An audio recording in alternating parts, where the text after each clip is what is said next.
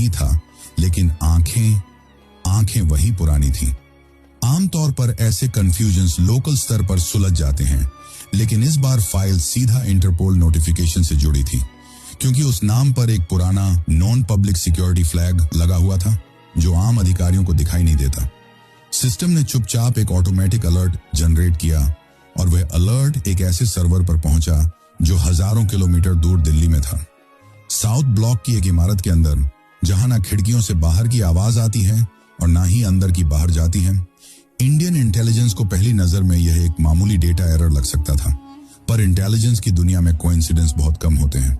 और इस वाले अलर्ट के साथ तो एक पुराना कोड भी जुड़ा था, आर्किटेक्ट।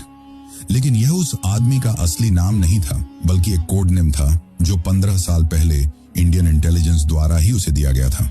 जिसको वो पिछले 15 सालों से तलाश कर रही थी। लेकिन उसे ये आर्किटेक्ट कोड नेम ही क्यों दिया गया था, इसके बारे में आपको थोड़ी ही देर में इस वीडियो में पता चल जाएगा।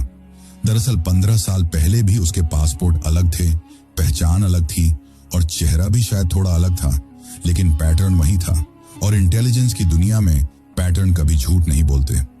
ऐसे में जब दिल्ली में बैठे इंडियन इंटेलिजेंस के एक अधिकारी ने अपने सिस्टम पर वो फाइल खोली, तो धीरे धीरे एक पुरानी कहानी फिर से सामने आने लगी। यह कहानी किसी सड़क पर चली गोली से शुरू नहीं हुई थी, बल्कि यह कहानी एक शहर के नक्शे पर खींची गई रेखाओं से शुरू हुई थी, और कहीं ना कहीं सिर्फ उन रेखाओं की वजह से ही लगभग 15 साल पहले भारत ने एक ऐसा आतंकी हमला झेला था जिसने सिर्फ इमारतों को नहीं जलाया था, बल्कि भारत के लोगों का जो अपनी खुफिया एजेंसियों के ऊपर भरोसा था, उस भरोसे को भी जला दिया था। हालांकि उस आतंकी हमले के हमलावरों के चेहरे तो दुनिया ने देखे थे, क्योंकि टीवी कैमरे वहां मौजूद थे, लेकिन उस हमले